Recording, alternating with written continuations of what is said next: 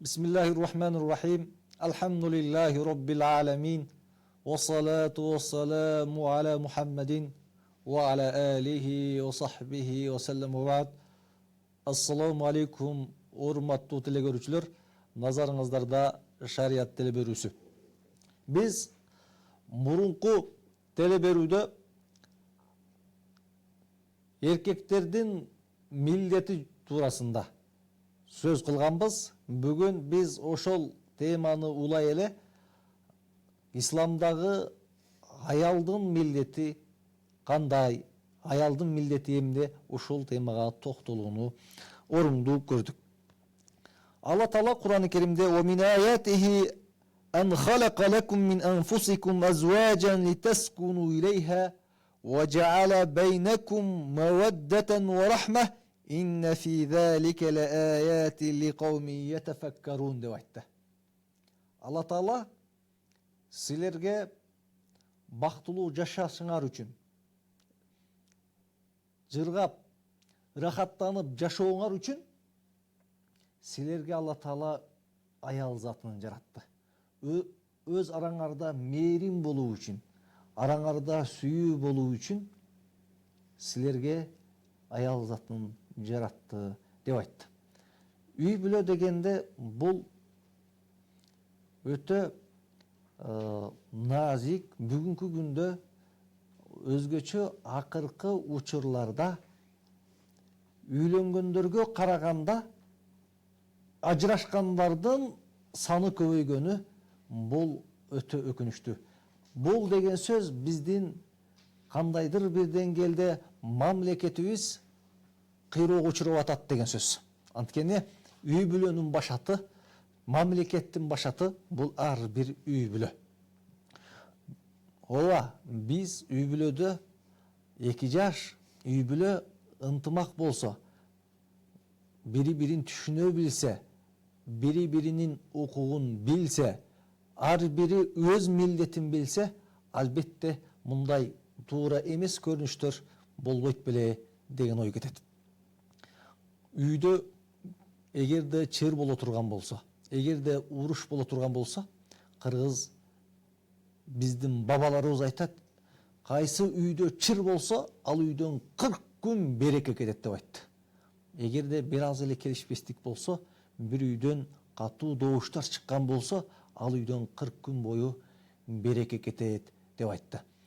Биз үй бүлөбүзгө береке келүү үчүн, үй бүлөбүзгө тынчтык келүү үчүн, үй бүлөбүзгө ынтымак келүү үчүн ар бирибиз өзүбүздүн милдетибизди, ар бирибиз өзүбүздүн укуктарыбызды билүүбүз абзел. Албетте бул аялдын эң негизги милдеттеринен бири жакшы кулк мүнөздүү болуу, адептүү болуу, ыймандуу болуу. Бул эң биринчи эркектин дагы, аялдын дагы милдети. Анткени адам баласынын көркү адеп. Бактылуу болуу мүнөздөн деп айтат кыргыз. Баатыр болуу күрөштөн, бактылуу болуу мүнөздөн дейт.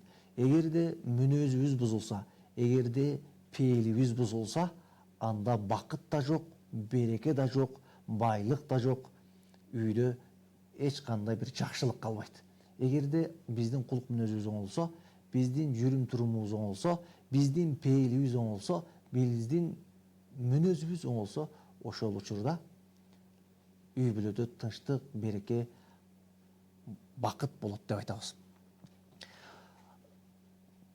Биз бир нече хадистерди мурунку сабактарда айтып кеттик. Пайгамбарыбыз саллаллаху алейхи вассалам айткан: сен намаз окуп, орозо кармап, соопторуна жетүүң, түнү бою намаз окуп, күндүзү бою орозо туткандардын соогуна жетүүң, сен жакшы кулк мүнөздүү болсоң эле ошолордун даражасына жетесиң деп айтты пайгамбарыбыз. Ошондой эле пайгамбарыбыз саллаллаху алейхи вассаламга кээ бир адамдар келип кайрылышты. Аллахтын элчиси, биздин коңшубуз бар, бир аял бар. Ал тили ушунчалык зар, коңшуларына ыза берет. 5 вакыт намазын окуйт, нафил намаздарды окуйт, садака, кайрымдуулуктарды кылат, бирок коңшулар ыза берет дегенде пайгамбарыбыз ал тозокко деп айтты. Кулк мүнөз эгерде адебибиз дурус болбосо, кулк мүнөзүбүз дурус болбосо, албетте бул бизди тозокко жетелеп коюшу толук ыктымал. Бизде телефон байланыш бар экен, кабыл алсак. Ассаламу алейкум. Assalamu alaikum ustaz. Ва алейкум ассалам рахматуллах. Men bu so'rovni berishdan keyin uyalib jatam, biroq bu shundoq. Men hozir ikkinchi turmushda yashayman, birinchisi dag'i, ikkinchisi dag'i. Bu Allohning sinovini bilmayman, men dag'i ele qiz bolaman da. Balalı bo'lalbaman. Men o'sha ikkita turmushda chiqsam dag'i shunday qiz emas, shu taqdirimda shu bor ekan. O'shaga chidab yaşasamбы же эми ажырашып менен күйөөгө тийип же башка балалуу болсомбу же ошолордун айыбын жашырып жашасамбы деп сизден эмне деп мени насаат береткен деп сурайын дедим эле. Сурооңуз түшүнүктүү. Анан дагы бир суроо. Угутам. Менин бир карындашым катуу ооруп калды. Анан бирөө ошо күчүктүн союп жедиргиле деп атат, ол болбойт да, ошону эми айтып коюңузчу. Жарайт, түшүнүктүү.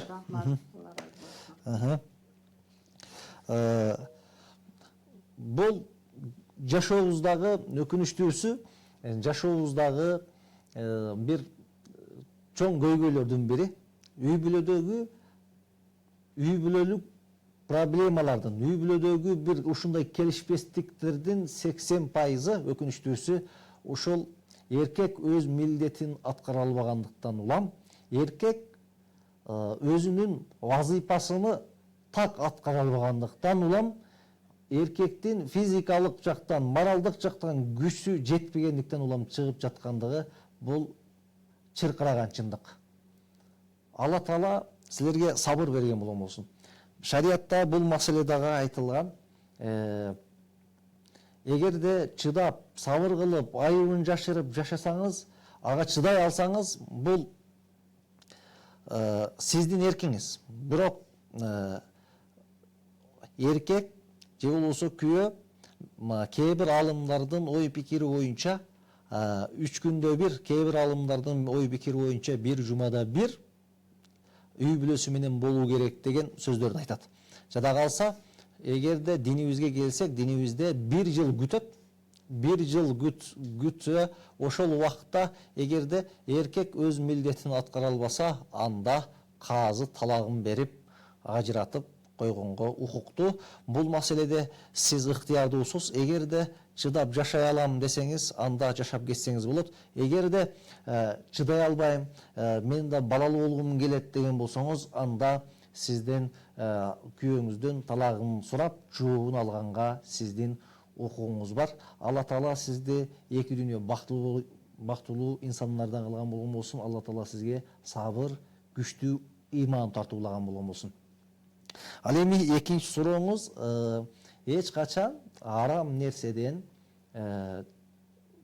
дары дармек кылынбайт.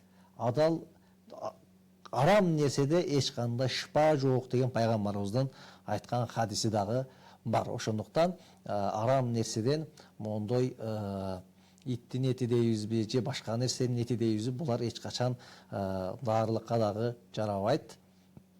Бул мындай карапайым элдин арасында жүргөн уламышкана сөздөр болбосо, көпчүлүк медицина, доктор буларга кайрылсак балким, бул нерсенин зыян экендигин көбүрөөк айтат. Бизде дагы телефон байланыш бар экен, кабыл алсак. Ассаламу алейкум. Алло. Угуп атабыз. Ал мен сизге кайрылгым келип атты эле, ошо аялдардын милдеттери дегенден. Мен ошо кызым ажырашып калды да, бир уул бир кызы бар. Анан 5 жыл жашады өзү. Бирок мына күйөө балам 1 жыл Россияда жүрсө, 1 ай гана кызым менен жашайт. Анан кийин кызым ошо энесинин тиричилигин кылып, баласын карап, ошо үй бүлөсүн карап отурат деп жашабатты. Анан жакында ошо келип күйөө балам, анан мас болуп, уруп, жаңжал кылып, анан Kızım biz akkele verdi gele. Anan üye gelmem topolan kılıp anan şundan nan karması 3 talak dep aytıp ketti de. Anan oşo şunu ajırашышка turi kelip atat. Kızımam yaşabayım dep atat. Bir jakşı söz ukpadım dep. Anan keyin oşonu maselem deyt. Bирок kızım көңүлүм келбейт. 5 жылда мисалы үчүн 1,5 жыл гана бирге жашаптыр да эсепте. Шуну кандай деп ойлойт шуну. Сурагыңыз түшүнүктүү. Бирок энеси эч капабайт, энесини кызматын кылды. Түшүнүктүү, сурагыңыз түшүнүктүү. Өкүнүчтүүсү ушундай эркектер да жок эмес, бар. Өз милдетин аткарбаган, ушинтип бөтөн жерде аялын таштап коюп, башка жакта, алыс жакта жүргөн эркектерибиз дагы жок эмес. Ооба, бул негизи туура эмес, бирок алар дагы жыргагандыктан чет жака кетип аткан жери жок. Алар дагы кара курсактын артынан ушу жашасам татынакай болсом, бир жакшы жашоого келсем деген ой менен кетип атат. Бирок өкүнүчтүүсү монтип талагын берип, анан атын өчкүр аракты ичип, монтип кылганы албетте бул дурус эмес. Анан кийин талак маселесин бул биздин дин башкармалыкка келип, фатва бөлүмүнө келип жолукканыңыздар абзел. Эгерде сиз айткандай болсо, балким талак түшүп калышы ыктымал. Талак түшүшө, ал жашабайм десе, кыздын ал өз эрки, кааласа жашабай койсо дагы болот. Ал өзүнүн эрки. Бул маселени келип, бул дин башкармалыкка келип тактап кетсеңиздер жакшы болот. Бирок эркек антип сахабалардын убагында Умар ибн Хаттаб ушундай мыйзам чыгарган, 4 айда сөзсүз үй бүлөсүнөн кабар алып туруш керек. Болбоду дегенде, ушунчалык муктаж болду дегенде, 4 айда бир жолу үй бүлөсүнөн кабар алып туруш керек деген сөздө айтылган. Ошондуктан антип бөтөн жака таштап кетүү, аялыны бөтөн жака чыгарып жиберүү, ушулардын баары үй бүлөлөрдүн талкалагандыгына, үй бүлөлөрдүн бузулгандыгына, коомубуздун бузулгандыгына чоң өбөлгө болуп турат. Алла Таала баарыбызды туура жолго баштаган болсун. Бизде телефон байланыш бар экен, кабыл алсак. Ассалому алейкум. Алейкум. Вот, айылбайсыз. Мындай суроо бар эле, мен келчем менен ажырашып кеткен, анан бир балам бар. Кызым апасында да, анан балам биз менен жашата алайын десем, келчем менен келише албайт. Ушундай бөлөк жашасын дейт. Мен эмне кылышым керек, кандай кылышым керек?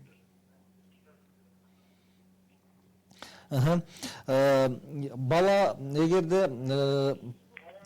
урушуп, талашып, монда жаман жолго эки чара жолго түшкөн болсо, албетте баланы багуу, кызды багуу, ал сиздин каныңыздан жаралган балдарды багуу, бул сиздин милдетиңиз. Аларды каржылап, тамак ашыны, кийим кечесини берип турганыңыз, берип каржылап турушуңуз керек. Бул сиздин эркектик жана диндеги милдетиңиз. Ошондуктан бул милдетти так аткарышыңыз керек. Анан мүмкүнчүлүк болсо, үй бүлөдө антип ажырашып эки чара жолго түшпөй, эгер жолу болгон болсо, туура келишип, бул туура жолго түшүп, жашаганга, туура ыкка келип жашаганга аракет кылышыбыз керек. Албетте, бул коомубуздагы мындай ажырашуулардын болгону, молордун болгону, бул биздин кандайдыр бир деңгээлде артка баратканыбыздын, кыйрап баратканыбыздын белгиси болсо керек. Эгер ушул жерде акылыбызга келбесек, эгерде ушул жерде бири-бири өзүбүздүн милдетибизди билбесек, өзүбүздүн укугубузду билбесек, бири-бирибизге бири-бирибиздин укуктарыбызды аткарбасак, анда бул жашоодо бул келечегибиз туңгуйук алып такалышы толук ыктымал. Ошондуктан өзүбүздүн укуктарыбызды, милдеттерибизди так аткарганга аракет кылышыбыз керек. Демек, үй бүлөдө бакыт болом десе, эки тараптан тең жакшы мамиле, бири-бирини түшүнүү менен кароо деген нерсе сөзсүз болуш керек. Анткени качан да жакшы мамиле болгондо, качан да түшүнө билгенде бири-бирин, ошондо жашоо өз ыгына туура жолго келет. Биздин кыргыздарда жакшы сөз бар да, бактылуу адам кааласа, муз үстүндө от жанаар деп айтат. Бактысыз адам кааласа,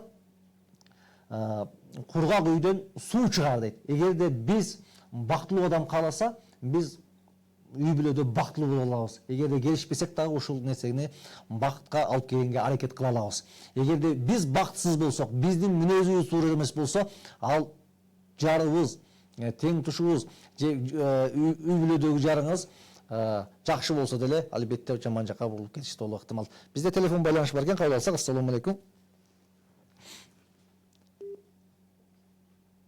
Ассалому алейкум.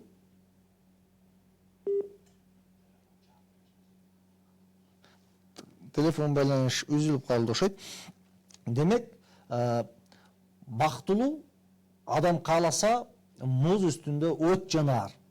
Бактысыз адам кааласа кургак үйдөн суу чыгаар деп кыргыз бекерден айткан эмес. Ошондуктан аял киши эгер кулк мүнөзү жакшы болгон болсо, жүрүм туруму жакшы болгон болсо, ал ошол үйдө муз болсо дагы ошол үйдө от жагып, ошол жерде татынакай бүлө түзүп кетишини толук ыктымал. Пайгамбарыбыз саллаллаху алейхи вассалам бир ыйык хадистеринде ушинтип айтты: эгерде аял киши 5 намаз намазын окуса, эгерде аял киши күйөөсүнө баш ийсе, ал бейиштин каалаган эшигинен кирет деп айтты. Биздин бактылуу болуунун, үй бүлөдөгү туура жолго келүүнүн, үйдө береке болуунун бир экинчи аял затынын милдети бул күйөөсүнө баш ийүүсү.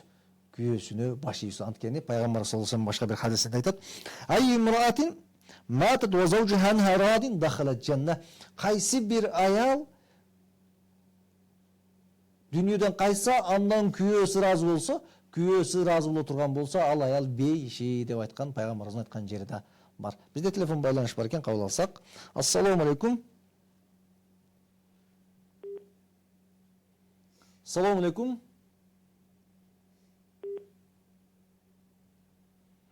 Десек, телефон байланыш үзүлүп калган сыяктуу көрүнөт. Демек, аял киши үйдө эгерде бактылуулукту кааласа, ынтымактыкты кааласа, берекени кааласа, күйөөсүнө баш ийип жашаш керек. Анткени Алла Таала бийликти күйөөгө берген. Ошол күйөөнүн айтканын кылып, эгерде күнөөгө буйрубайбы, демек айтканын кылыш керек.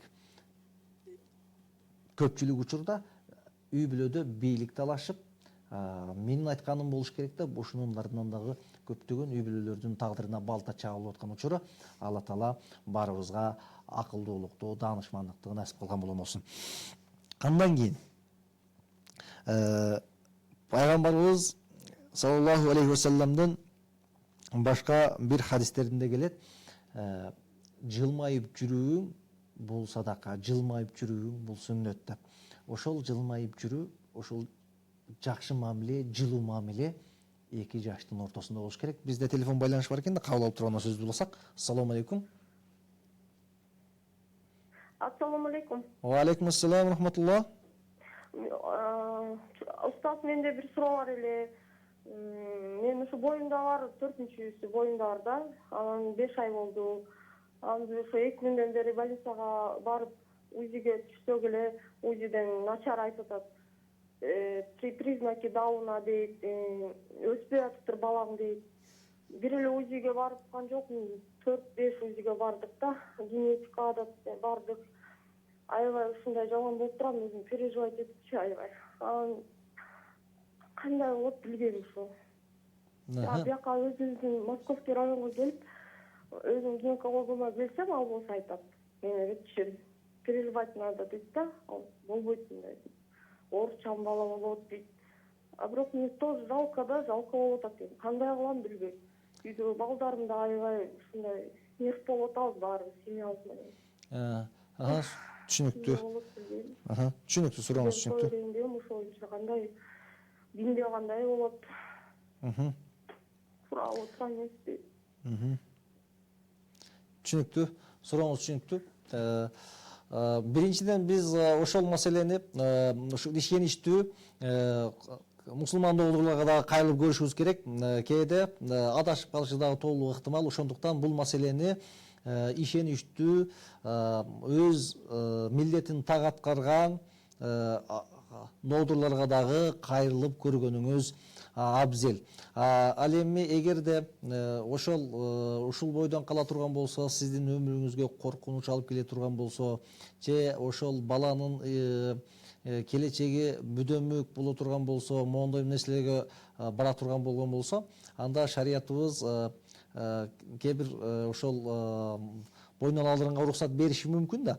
Сиз биринчи бул маселени тактаңыз, доодурларга кайрылыңыз, өз милдетин так аткарган, мыкты билген доодурларга кайрылып көрүңүз. Андан кийин эгерде алардан бир так туура жооп болгондон кийин бул маселени биздин дин башкармалыкка дагы келип тактап алганыңыз абзел. Алла Таала сабыр берген болгон болсун.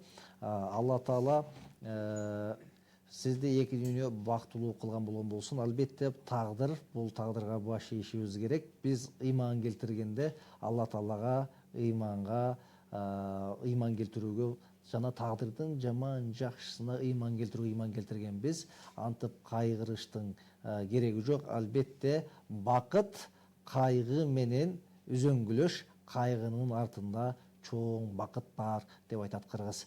Телефон байланыш бар экенбизде, кабыл алсак. Ассаламу алейкум.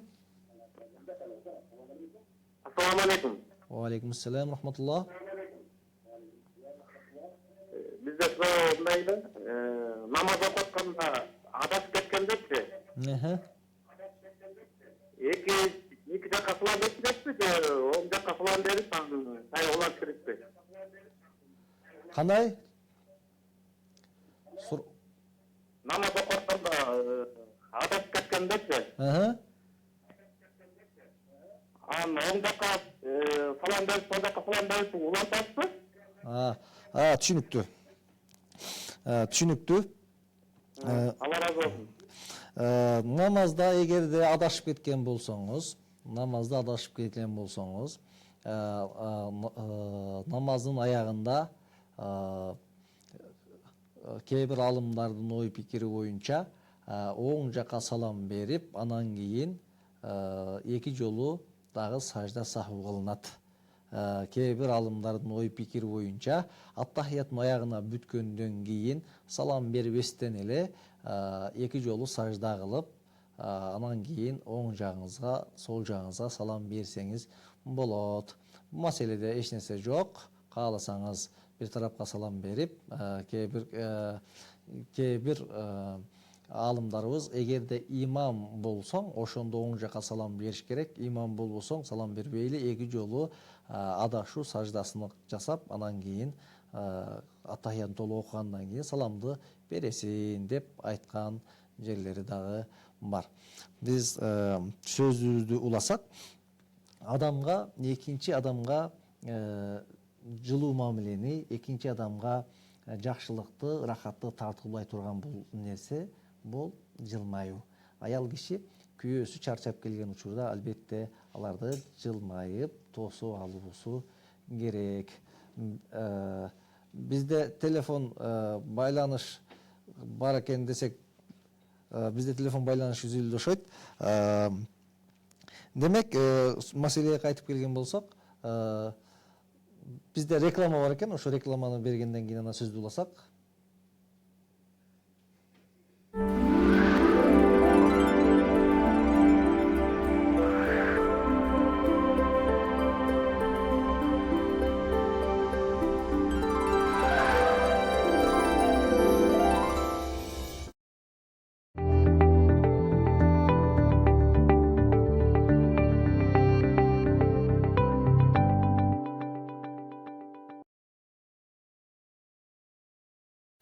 Аян телеканалы дүйнөнүн жар тарабында. 3W Check It Аян Check It KG сайты. Биздин телеканалда интернеттен онлайн көрүңүздөр. Таанышып алыңыздар. Адал индустриясын өнүктүрүү борборунун тастыктоо белгиси. Азык оокат сатып алууда ушул тастыктаманы талап кылыңыздар. Тамагыңыз адал болсун.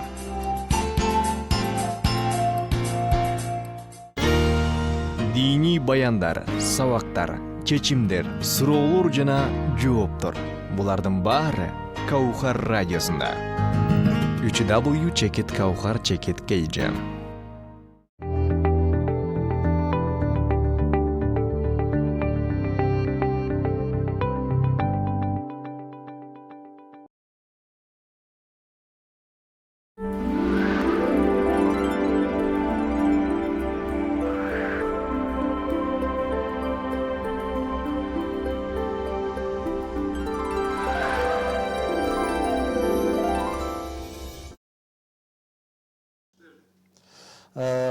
Demek бактылуу болуу үчүн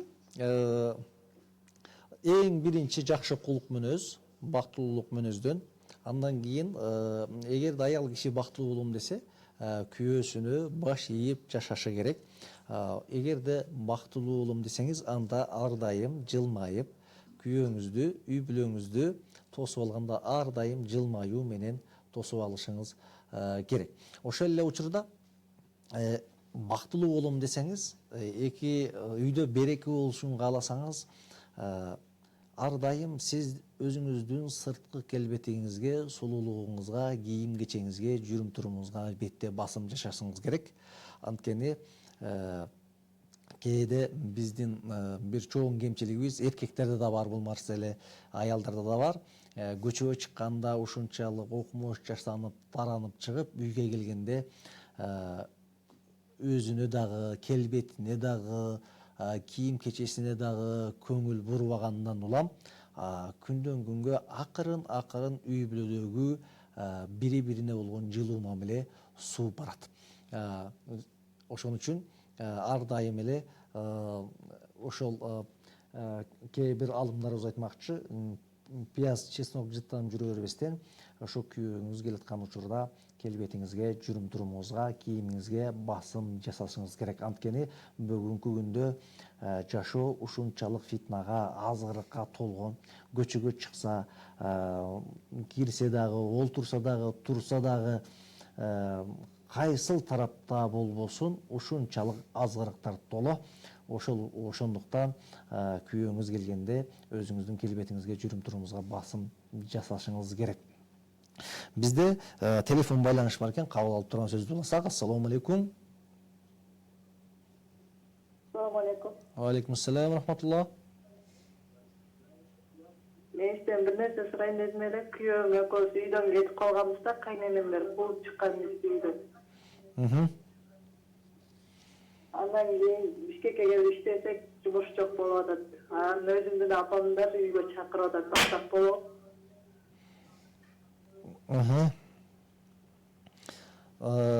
Мени жарым жансың, анан мындайсың, 23-нчи срок берем, үйдөн кетип кал деп. Бул да кандай бир деңгээлде өкүнүчтүү. Мен ойлойм, ошол күйөөңүз, экөөңүздөр үйдөн чыгып кеткениңизде кандайдыр бир деңгээлде туура эмес болсо керек. Анткени ата эненин көңүлү карашыбыз керек. Эгерде ата энебиз акылдуу болсо, ата энебиздин айтканын кылбасак, ата энебизди наразы кылган болсок, энебизди наразы кылган болсок, албетте биз келечегибиз дурус эмес болушу мүмкүн. Ошондуктан биз аракет кылышыбыз керек. Туура кайненеде, ата энелерибизде кээ бир кемчиликтер болушу мүмкүн, бирок аларга туура эмес мамиле кылганыбыз, монтуп таштап кетип калганыбыз албетте мен ойлойм дурус эмес. Мүмкүн болушунча жакшы мамиле кылганга, кайненеңиздин, кайын журтуңуздун тилин тапканга аракет кылышыңыз керек. Күйөөңүзгө дагы айтып, деп, түшүндүрүп, анткени ата энени таштап үйдөн чыгып кетүү туура эмес. Ал эми күйөөңүздүн кичүү күйөө бала болуп жашаганга өзү макул болобу, макул болбойбу, ал өз иши. Шариятыбызда эч нерсе жок негизи. Ал тиякта жашаса дагы, бул жакчада жашаса дагы эч нерсе жок. Бизде жөн эле кыргыздарда, кыргыздын каада салтына гана туура келбеши мүмкүн. Анткени кыргыз эч качан кичүү бала болуп жашабаган да. Аны мындай кандай туура эмес көрүнүш көргөн кыргыз. Ошондуктан биздин каада салтыбызга эле туура келбей калбаса, шариятыбызда бул маселеге мондой караган эмес. Бирок шариятыбызда ата энени сыйлап, урматтаганга буйруган. Ата энең сенин бейишиң же болбосо сенин тозогуң деген де жер бар. Бизде телефон байланышы бар екен, кабыл алсак. Ассаламу алейкум. Assalomu alaykum. Алейкум ассалам. Assalomu alaykum.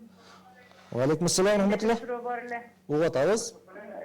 Protest iş bolsa, darat alganda çıgarıp juup 3 yolu salıp, jasna darat alıp kelip namaz okuganga bolobу.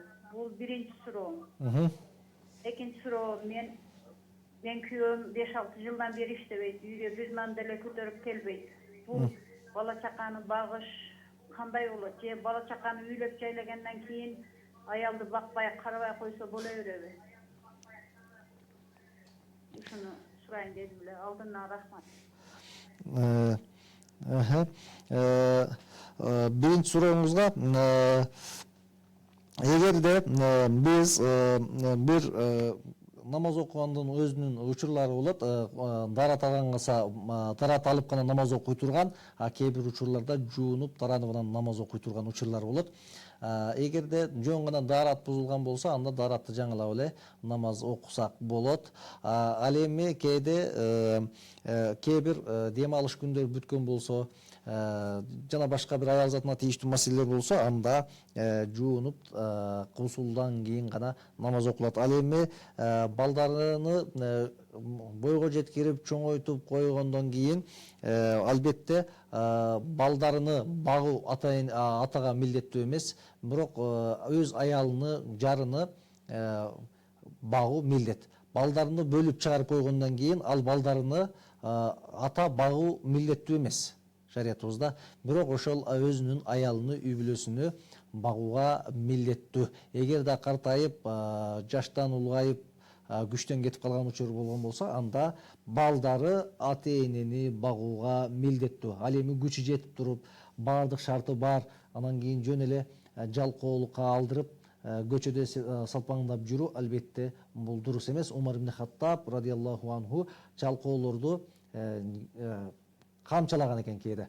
Мешитке кирсе, кээ бир адамдар жалкоолонуп, эмне кылып атасың десе, ибадат кылып атам дегенде, жок, чык канека, жумушуңду кыл, тамагыңды адалдап же деп мечиттен камчылап кууп чыган учурлар да болгон экен. Анда эгерде ушундай жалкоолук болсо, албетте бул дурус эмес. Бизде телефон байланыш бар экен, кабыл алсак. Ассаламу алейкум. Assalamu alaikum. Алейкум ассалам рахматуллах. Men suram бар эле. Мен намазды жаңы окуп үйрөнүп баштадым да. Анан мен азыр сөздөрүн билбей, анан китепти мындай намаз китепти маңдайыма коюп алып карап окуса болот да башында. Түшүнүктүү. Намазды үйрөнгөнгө экинчи сурооңузду бере бериңиз. Экинчи сурам бар эле. Эртеменки багамдат намазга уктап калганда, анын казасын окуш керекпи же? Ошону айтып, ошо жөнүндө айтып бересизби? Намазды үйрөнгөнгө чейин, намазыңызды үйрөнгөнгө чейин китебиңизди карап окусаңыз болот, ооба. Намазды жаттаганга чейин, бирок тез антып намазды үйрөнө элекмин деп 2 ай, 3 ай, 4 ай жүрө бергениңиз дурус эмес. 2-3 күн, 1 жума ушу намазды үйрөнгөнгө чейин китепти карап окуп турганыңыз болот, ооба. Ал эми багамдатка эгер уктап калган болсоңуз, күн көтөрүлгөндөн кийин, күн чыккандан кийин дарат алып, анын казасыны окушуңуз милдет. Күн көтөрүлүп, күн чыккандан кийин казасын окууңуз милдет. Негизи багамдатты өз убагында окуганга аракет кылышыбыз керек. Эрте уктап, эрте тур деп айтат. Пайгамбар саллаллаху алейхи вассаламдын башка бир хадистеринде эрте менен ырыскы чачылат, эрте мененки убакытта береке берилген дейт. Негизи багамдат учурунда уктабастан туруп намазыбызды окуганыбыз абзел. Биз темабызга кайтсак, демек аял киши эгерде бактылуу болом десе, ал өзүнүн сырткы келбетине, кийим кечесине, кулк мүнөзүнө басым жасаш керек десек, бизде телефон байланыш бар экен, кабыл алсак. Ассаламу алейкум. Алло, саламатсызбы, кутман кечиңиз менен. Менде 2 суроом бар эле. Биринчиси бул, эгер адам ден соолугуна байланыштуу да, медицина жак жардам көрсөтө албай калса, анан илгертен калат да, жана эшектин сүтүн ичсең айыгасың дегенчи, ошону кандай болот? Анан экинчи суроом, аял турмуш мындай шартка байланыштуу узак жакка кетти, чет өлкөгө 1 жыл же 2 жыл. Анан кайра келгенден кийин кандай нике бузулуп калабы же кайра башынан нике окулабы, ушундай сөздөр болот да иногда. Кандай жооп бересиз деген. Рахмат. Түшүнүктүү. Силерге дагы рахмат. Биринчиден жогоруда айтып кеткендей, эч кандай эшектин сүтүндө, иттин этинде, эшектин этинде эч кандай даарылык сыпат жок. Бул маселеге токтобой кетишибиз керек. Анткени пайгамбарыбыз саллаллаху алейхи вассалам айтат, арам нерседе шыпа болбойт деп айткан жери бар. Ошондуктан жакшылыкты, шыпаны, тазалыкты биз арам нерседен издебегенибиз абзел. Бизде мына кыргыздарда кымыз бар, кымыз ичиңиз, самал бар деген сыяктуу. Анан ушул нерсеге кайрылыңыз. Көпчүлүк учурда ушул сиз айткандай эшектин сүтү, эти, иттин эти деген сөздү мондой бакшы окшогон бир көз ачык мондой адамдардын сөзү болуп келет. Кемпир, şu көчөдөгү эле адамдардын сөзү. Медицина тараптан дагы бул нерсе тастыкталбаган, ошондуктан моундай арам нерсени ичүүдөн алыс болгонуңуз абзел. Ал эми аял киши күйөөсүн таштап сыртка чыгып кетүүсү албетте бул дурус көрүнүш эмес. Аял киши күйөөсү туруп сыртка 1 жыл, 2 жыл таштап кетүүсү дурус эмес негизи шариятыбызда. Анткени үй бүлөнү бага турган эркек багуу керек. Бөтөн жерде, бөтөн элде мына кыздарыбыз эмне деген кордуктарга дуушар болуп жатат. Кыз эмес, аял эмес, жада калса эркектерибиз өз намысын, өз абийирин коргой албай кор болуп жаткан учуру. Ал эми кыздарыбыздын бөтөн жерге кеткени, кыздарыбыздын бөтөн жерде жүргөнү бул кандай да бир өкүнүчтүү. Бул ар бир кыргыз эркегинин бир намысына тие турган бир жаман иш болуп аткан учуру. Ошондуктан ал жака чет жака чыгып кетүүбүз дурус эмес. Биринчиден. Экинчиден, эгерде шартка байланыштуу ушундай болуп калган болсо, жообу берилбеген болсо, эч качан нике бузулбайт. Никеси дурус. Никени жаңылоонун эч кандай кажети жок. Ал келип кадимкидей жашоосун улантат. Эгерде күйөөсү жообуну бербеген болсо, ал экөөбү эр катын бойдон калат. Аларга эч кандай талак, башка нерсе деген жок. Элдин арасында ушундай туура эмес түшүнүк бар. Алардын баары туура эмес түшүнүк. Биз сөзүбүздү алдыга карай уласак, бизде телефон байланыш бар экен, кабыл алсак. Ассаламу алейкум. Ассаламу алейкум. Ва алейкум ассалам рахматуллах. Мен сиз менен темадан тышкары суроо берейин деген элем. Бериңиз. Деме 10 жыл мурун кредитке алынган жылкынын эмеси 3-чү баласы да ошонун этин жесе болобу? Бизге да берилген эле да. Албетте сүткордук, кредитке акча алуу бул өтө чоң күнөө. Кредитке акча алуу, сүткордук кылуу бул өтө чоң күнөө. Үйгө береке да алып келбейт. Ал ооба кандайдыр бир деңгээлде акчасы көбөйгөн сыяктуу болушу мүмкүн кимдир бирөөлөргө, бирок элибиздин ушул сүткордукка байланган адамдардын 95%, 99% ушинтип үйүн алдырып, жайын алдырып, көчөдө калып, жада калса бомж болуп кетип аткан бир туугандарыбыз бар. Ошондуктан бул нерседен негизи алыш болушубуз керек. Эгер 10 жыл мурун ушинтип шайтан азгырып, эгерде алып койгон болсо, ал ошонун сиз айткандай тайлар башка булар болгон болсо, эч нерсе жок. Ал эттер адал деп эсептелинет.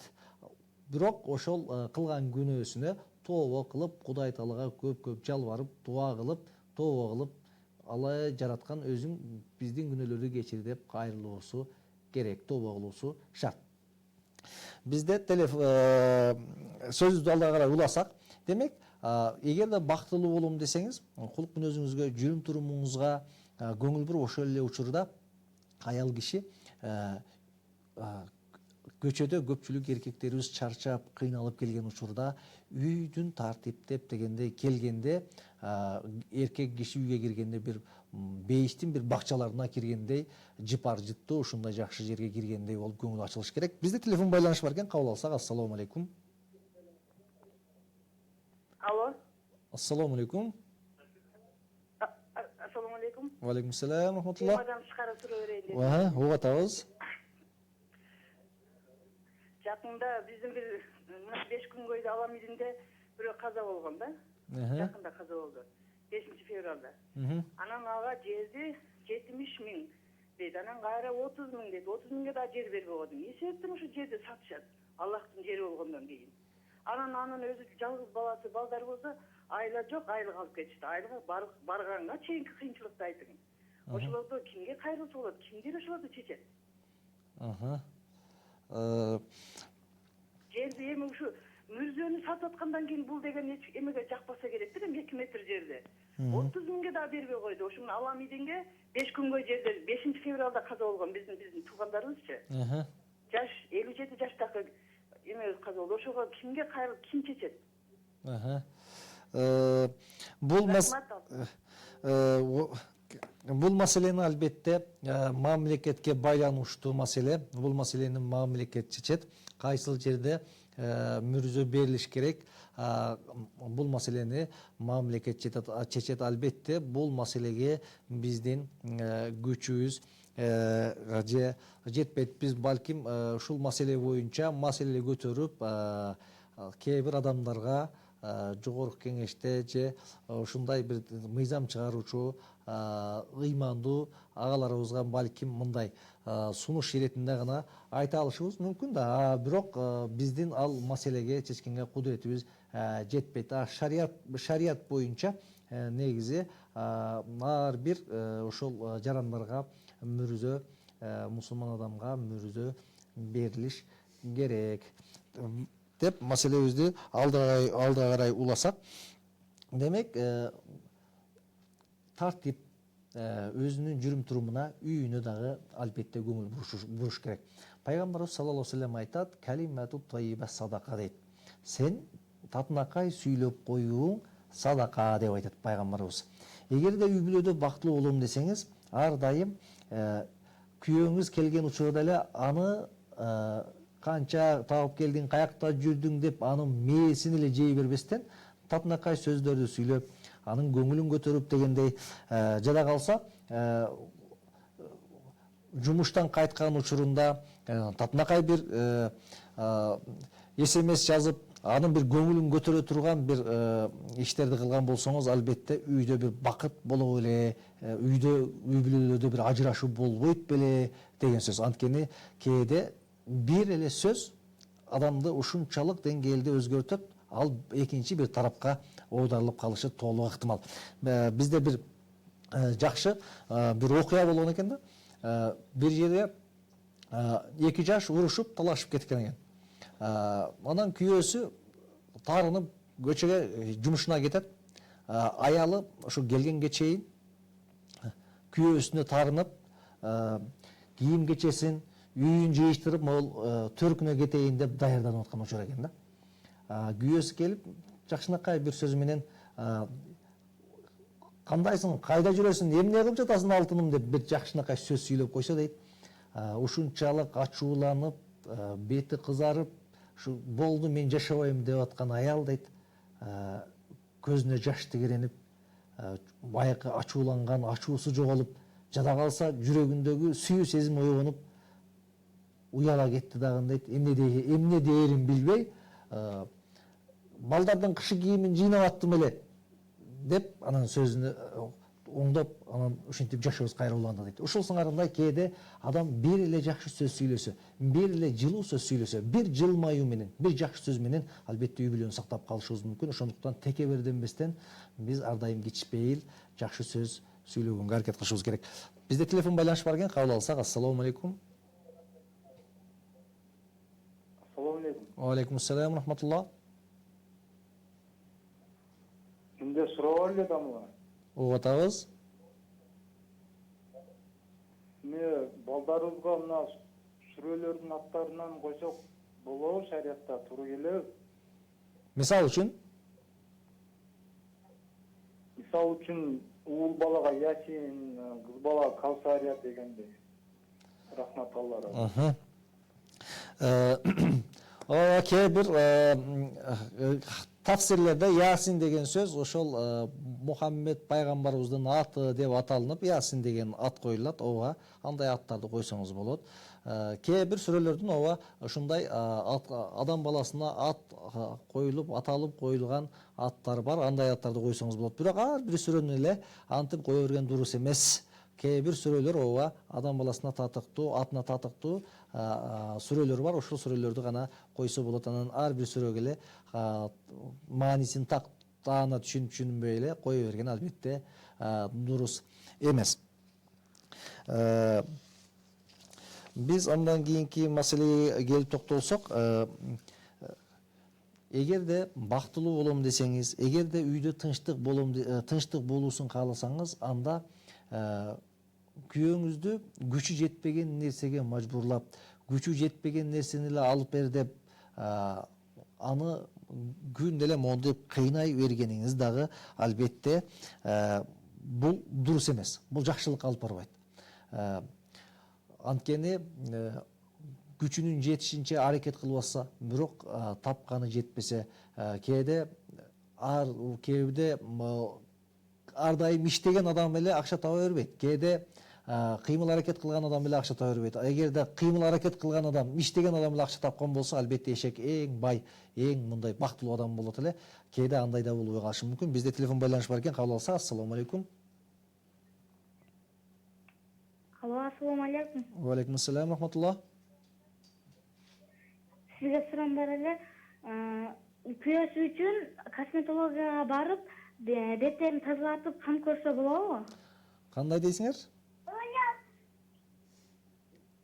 Экинчиси, намаз окуган күйөөсүнө намаз окуң деп айтса болобу аял киши?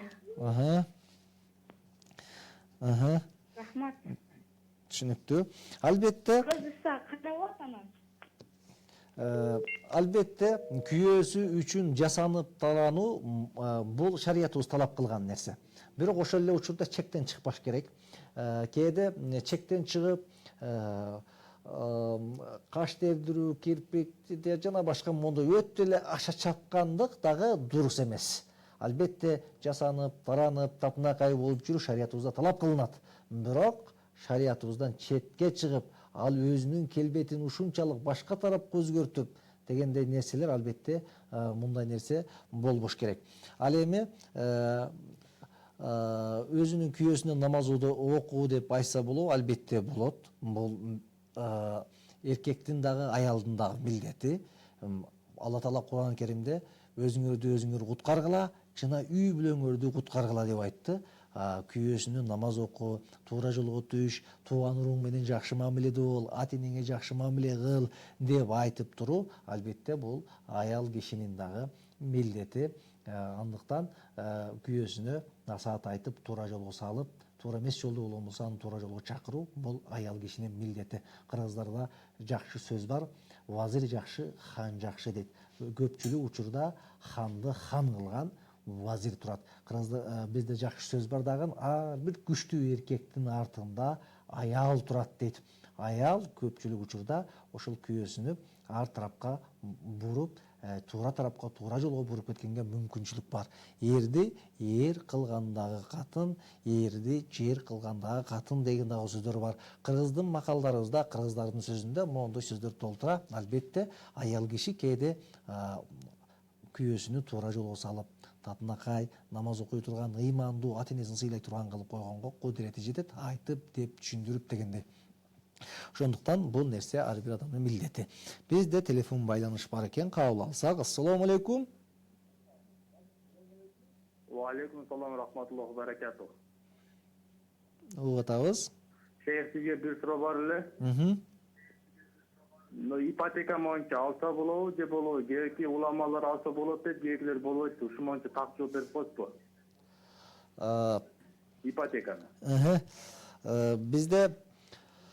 Бизде ошол маселеде такташ керек бул маселени. Бул жерден биз болот же болбойт деп так дааны айта албайбыз. Эгерде сиз ошол бир нерсени сатып алсаңыз, же акча алсаңыз, же сатып алсаңыз, бир узунураак мөөнөткө кымбатыраак баада сатат бүгүнкү күндө. Анан кийин эгерде ошол мөөнөттө сатып бүтө албай калсаңыз, же акчасын бере албай калсаңыз эмне кылат? Эгерде сенин акчаңа акча процент төлөй албай калсаң процентке акча кошулат деп айтса, демек андай акчаны алганыңыз дурус эмес. Андай акчаны алганыңыз ал сүткордук рыба болуп эсептелинет. Ал анда жок, антип процент кошулбайт акчаң, ошол мөөнөткө төлөп бергенге аракет кылышың керек. Эгер бүтпөсөң башка бир чара колдонобуз десе, анда башка кеп. Ал эми төлөй албай калсаң акча кошулат, төлөй албай калсаң процент кошулат деген болсо, албетте булар дурус эмес, шариятыбыз буга тыюу салат. Демек үйдө бактылуу болобуз десек, 2 жаш бактылуу болсун десек, өзгөчө аял киши күйөөсү менен татыктуу, татынакай жашайм десе, анда күйөөсүнүн туугандарыны, өзгөчө күйөөсүнүн ата-энесини сыйлоосу мелдет. Анткени ата-энени сыйлоо ар бир адамдын, ар бир мусулмандын милдети. Алла Таала Кур'ан-ы Керимде ата-энеңе жада калса уф деген сөздү айтпагын деп айтты. Сиздин күйөөңүздү ушул даражага жеткирген, тарбиялаган, тамак ашын, кийим кечесин кийдирип чоңойткон, албетте ал анын ата-энеси.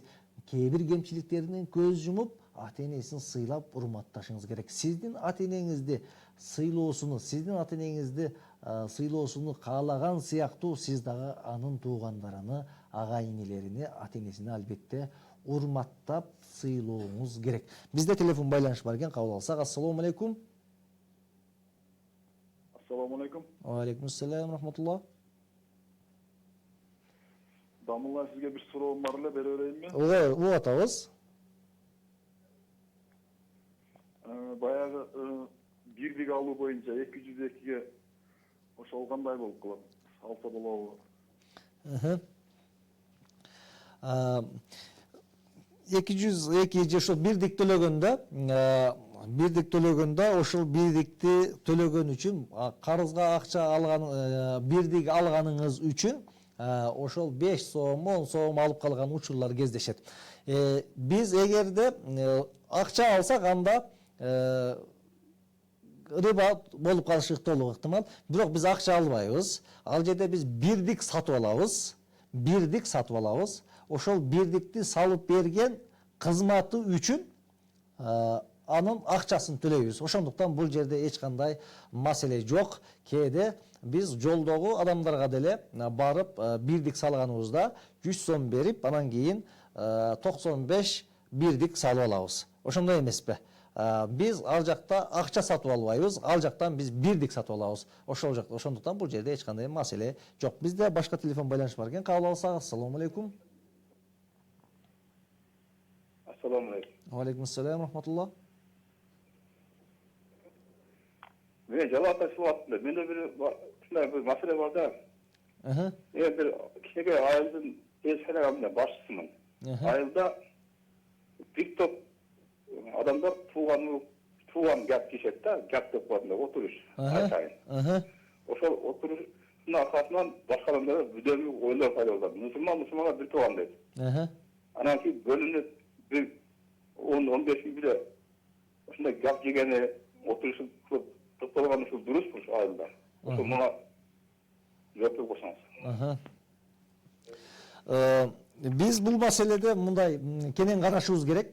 Эгерде ошол олтурушта олтуруп бир туугандыкты, мамилени күчөтүш үчүн келип, чай ичип, ошол жерде бир жакшылык кылалык, жакшы сөздөр айтылып, жакшы ыйманга чакырган, адепке чакырган, маданиятка чакырган бир жакшы сөздөр айтылып турган болсо, албетте бул шариятыбызда дагы, динибизде дагы, салтыбызда дагы талап кылынган нерсе. Анткени качан жүз көрүшпөй калган болсок, алыстап кеткен болсок, ыймандан сөз болбой калган болсо, албетте ыймансыздашып, бир жаман тарапка бурулуп кетиши толук ыктымал. Ал эми сиз айткандай, топ-топко бөлүнүп, ал жерге барып ушак, айың, арак ичмей, бузукулук, моундай жаман сөздөр болгон болсо, албетте бул нерсеге шариятыбыз тыюу салат, андай нерсени кылганыбыз дурус эмес.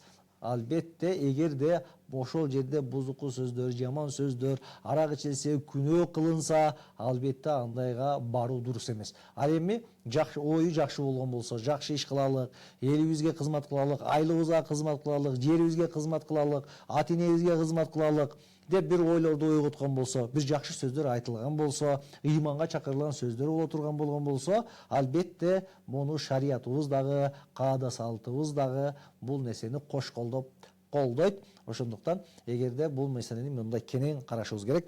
Бизде демек эгерде үй бүлөдө бактылуулукту кааласак, эгерде үй бүлөдө туруктуулукту каалаган болсок, бири-бирибизди түшүнүү менен, кичипейилдүүлүк менен, ыймандуулук менен, адептүүлүк менен бири-бирибизге мамиле кылышыбыз керек. Эч качан текеберденбестен, эч качан бой көтөрбөстөн, эч качан мындай орой мамиле эмес, жылуу мамиле, жакшы мамиле, адеп менен жакшы мамиле кылышыбыз керек. Албетте бактылуу болуу оңой эмес. Бактылуулук бул тоголок дейт. Бактылуулук бул тоголок. Аны токтотуп калуу үчүн эп керек дейт. Бактылуу болуу үчүн албетте баарыбыз жапа-тырмак жабышып аракет кылышыбыз керек.